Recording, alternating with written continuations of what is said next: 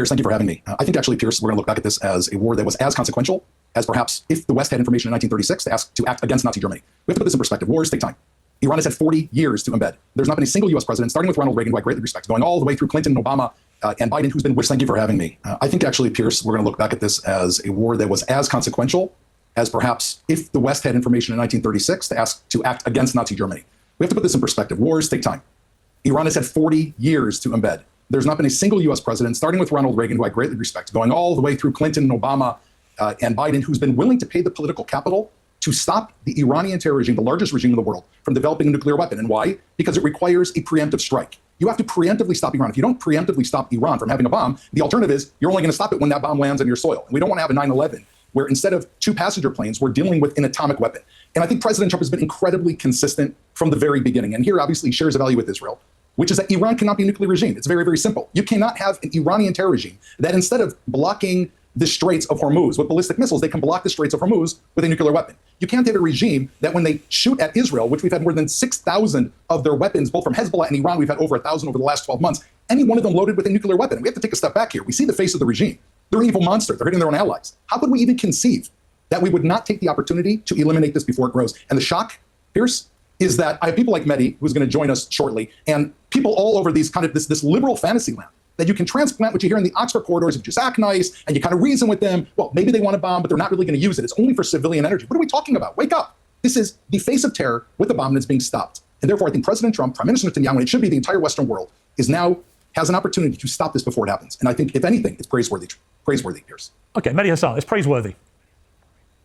Well, it's not praiseworthy. The entire war has been a disaster. I think everyone agrees on that. Even the Israeli opposition agrees it's been a disaster the way Netanyahu and Trump have handled it. I think any objective person can look at the state of this war, even if you are pro the US government, pro the Israeli government, and say it's been a success. But let's put that to one side. I want to take on board what Doran said across the board, because a lot of it was pure projection. I mean, I'm hearing him talk about monsters in charge of governments, the face of terror, nuclear weapons. Who are we talking about here, Iran or Israel? Because I would ask a few questions for your viewers to consider today as they listen to Doran. Which country in the Middle East has nuclear weapons? It's not Iran, it's Israel. Which country in the Middle East has not signed the NPT, the Non-Proliferation Treaty? It's not Iran, it's Israel. Which country in the Middle East is defying a UN Security Council resolution calling for that country to open up its nuclear facilities to IAEA inspectors? It's not Iran, it's Israel. Which country in the Middle East attacked 6 countries in the Middle East last year? 6. It wasn't Iran, it was Israel. So Iran, for all its many sins and crimes, is not the rogue nuclear state in the Middle East right now. That country is Israel. As you said, Piers, in your introduction, global public opinion has made it very clear that they see Israel as the threat to regional and international peace right now. You pointed out, Piers, that it's Benjamin Netanyahu dragging American Republican presidents into wars of choice, Iraq in 2002-3, and now Iran in 2025-2026.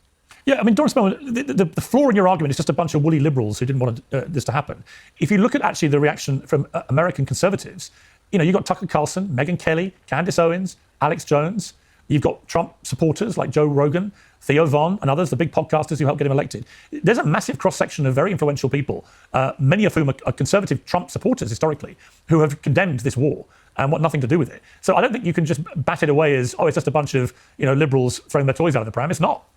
You know, I love the word projection because projection is used by people who don't live in the real world, because the alternative to a projection when it comes to a nuclear weapon, when does that projection end, Mehdi? Does it end when Iran is trying to develop enriched uranium, and already back before the JCPOA had already developed 6 times, and now they've developed almost 90% of enriched uranium, which is 20 times the amount you need for an atomic weapon? Is that for civil uses? Is that still a projection, or is it when they actually press that little button and it lands in the U.S.? Well, let me ask you. Hold on, Piers. Hang on. On that point, given you said projection that 22 civilians have been killed from ballistic missiles, and we've got 600 warheads on Israel. We've had warheads land in the UAE. 2,000 people in Lebanon and 3,000 people in Iraq. And regarding, it's so funny. Regarding Iran, you put them on the court bench. You call in someone for a character reference, comparing Iran to Israel. Who's Iran? Well, they've developed a global terror regime that stretches from the Middle East through Latin America into Europe. They have the Houthis who've stopped shipping and have fired missiles and weapons both at Israel and U.S. assets. They created Hezbollah, the world's largest terror organization. That is also one of the largest drug organizations. You created Hezbollah by illegally invading Lebanon. Who committed October 7th. They just killed 30,000 of their people in the streets for protesting. I mean, do we need such a projection? I mean, only an idiot would actually say we need a projection to understand what Iran's intent is. We don't even need to try. Keep shoving it in your face, Mehdi. You're in absolute denial. And so is Candace Owens, and so is Tucker Carlson. And President Trump, thank God, I'm not here to speak for Hold on. Let me respond. You said a lot there. I'm not here to speak for Tucker Carlson or Candace Owens, who I've been very critical of. I'm not here to speak for Iran, who I've been very critical of. I'm here to talk about facts. You say projection. Let's just deal with your little speech in two ways. Number one, even if I were to accept your premise that Iran's nuclear program was a threat, even though the IEA and US intelligence say it wasn't, but let's accept your premise that it was a threat. This is not the way you stop a nuclear program. We had the JCPOA, which Israel opposed, Donald Trump opposed. Iran was enriching at 3.67%, had no pathway to a bomb under the JCPOA, as every major disarmament and nuclear expert said at the time. It was Israel, Netanyahu, Trump that opposed this, and now we have them at 60% enriched uranium because of the actions of Israel and Donald Trump. So if you claim to want to stop Iran from having a nuclear weapon, you've done a very bad job of doing that. In fact, if you're the Iranian leadership now, you probably want a bomb more now than ever before because you've been attacked by Israel 2 years running. That's one point. On the point about projection, the point I'm making is this, Doran, and you dodged it, so let me ask it again. The only country in the Middle East right now that can put its finger on a button and fire a nuke is Israel. The only country threatening to fire the nuke it has, Ben Gvir smiled and nodded the other day when an Israeli journalist suggested nuking Iran, is Israel. Why is your country, Doran, you're a spokesman for the military, in violation of UN Resolution 487, which was unanimously passed, including by the Reagan administration in 1981, calling for Israel to open up its nuclear facilities to the IAEA? Why wouldn't you allow IAEA inspectors to look at your illicit secret nuclear weapons program? First of all, I think you and I both know that there are no binding United Nations resolutions against Israel. Not yes, in any there is. sphere. UN Security Council Resolution 487. There's not a you're wrong, Doran. You're wrong, Doran. UN resolution. You're wrong. And there is a number of. You're lying. Everyone can Google it right now. UN Security Council Resolution 487. People can Google it. Mehdi, you just said it yourself. You can talk over me. Basically just UN Security Council Resolution 487. Mehdi, one second. We can't talk over me. I'll wait and make my point again. Well, let me just make one point and then I'll let you speak indefinitely. UN Resolution 487. You can Google it right now. People can watch it at home. In 1981, the Reagan administration voted for it. It calls on Israel to urgently open up its facilities to IAEA controls. That is a UN Security Council resolution which is binding under international law. Israel has been in violation of it for 45 years. Why are you in violation of it? And do you accept that Israel has nuclear weapons? If you won't accept that, why should we take anything you say seriously on anything else? It is not a binding resolution. However, I want to get your point because I think you just answered it for me. You said that this has been Israel, according to you, has been in violation for 40 years. So therefore, you're assuming Israel's had a nuclear weapon for 40 years. Can you tell me one time, Mehdi? It has. One single time. Are you Israel has threatened another country with nuclear weapons? Can you tell me, Mehdi, one time when an Israeli prime minister under an entire command center would have the ability with massive controls? Just one second. I answered your question. That is referring to another country. Hold on, Mehdi. Another country, as you and I both know, that Iran, who you have projections about, the supreme leader, right, Ali Khamenei, which I'm very curious why you defend him and his entire regime. Ali Khamenei refers to Israel as the little Satan, and we both know how he refers to the United States, meaning the spiritual leader. You've called him a spiritual Doran, leader. let me jump in here. Doran, let me jump in. Let me jump in, calls America the great Satan. Let me jump in, and you want to give him a nuclear weapon? Stop Israel talking. and the US are fighting together against please terror stop regimes. talking. I am here, and I am moderating this panel, much as you both like to just get off without me. Many raises the point I have raised with a number of pro-Israeli guests in the last few weeks. Why is it that Israel does not admit it has nuclear weapons? And are you prepared to do so now? Israel, as we all know, is a state that upon its very founding faced an existential threat from 7 countries that attacked it. We also know that in 1967, Israel was attacked by 3 countries, followed by 1973, followed by the Gulf War in 1981, followed by Hezbollah and Hamas. There's probably not been another country on earth. What's this got to do with you being transparent about having nuclear weapons? According to the Non-Proliferation Treaty, which Israel has not signed and therefore is not bound by, Israel, if it maintains a nuclear arsenal, it has not used it, and if it maintains it, it is because it Why are you saying if? You know the answer. Hold on. And since the Holocaust, which today is International Holocaust Day in Israel, it's Israeli Holocaust Day, and we are mourning tonight 6 million Jews that have died. Israel maintains the ability never to rely on anyone else, and therefore, Israel is not bound by the Nuclear Proliferation Treaty. It didn't sign on. Who is bound?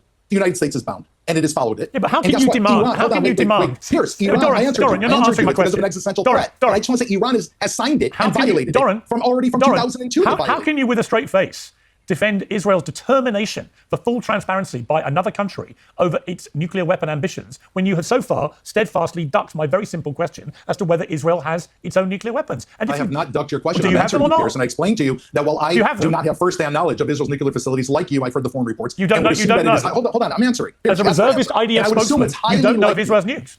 I would assume it is highly likely, as do you, that Israel has a nuclear program. Israel never signed the NPT, and the reason Israel never signed the NPT, I would assume, even though I wasn't in the room, is because Israel maintains its individual right to defend itself. To compare that now to Iran and a potential nuclear program in a regime that is the world's #1 global terrorism, or they are not just terrorism, they engineered the idea of terrorism. They represent terror that has killed 241 American Marines. They have killed 85 Jews in Buenos Aires. They have killed thousands of U.S. soldiers with roadside bombs. They have carried out 22, according to MI5, mass casualty attempts in England since 2022. They just killed 40,000 of the protesters. Israel has a protest about cottage cheese. Israel's protest every day. How can you compare the idea that Israel would have a nuclear weapon and Iran, the potential of Hitler? I noticed that Doron said that Iran killed 30,000 of its people a few minutes ago. Now he's saying 40,000. By the end of this discussion, it'll be 100,000. It's funny how they inflate the numbers of people killed in Iran, but never recognize the 100,000 people you killed in Gaza, that your military killed in Gaza, 100,000 people minimum killed in Palestine, which are actually verified numbers by international organizations like the Lancet Medical Journal. You deny those. But let's put that to one side and deal with some of the stuff you've been saying. Number one, just some fact checks. A UN Security Council resolution is binding under international law. The Reagan administration voted for it, and you've never followed it. You proudly say you haven't signed the NPT. People watching at home will laugh their heads off. You're basically saying, because we didn't sign an international treaty, we don't have to follow international law. So then why doesn't Iran just pull out of the NPT? Why doesn't everyone just pull out of the NPT and do what Israel did? You say Israel reserves the right to defend itself. That old chestnut. No other country in the Middle East is allowed to defend itself. Israel is the country that bombed, count them, 6 countries in the Middle East last year. I can't think of a single country on planet Earth, aside from the US and Israel, that bombed half a dozen countries in the calendar year 2025. That is your country that you're defending, a rogue nation that bombs whoever it sees fit and then claims to be a victim. You say that,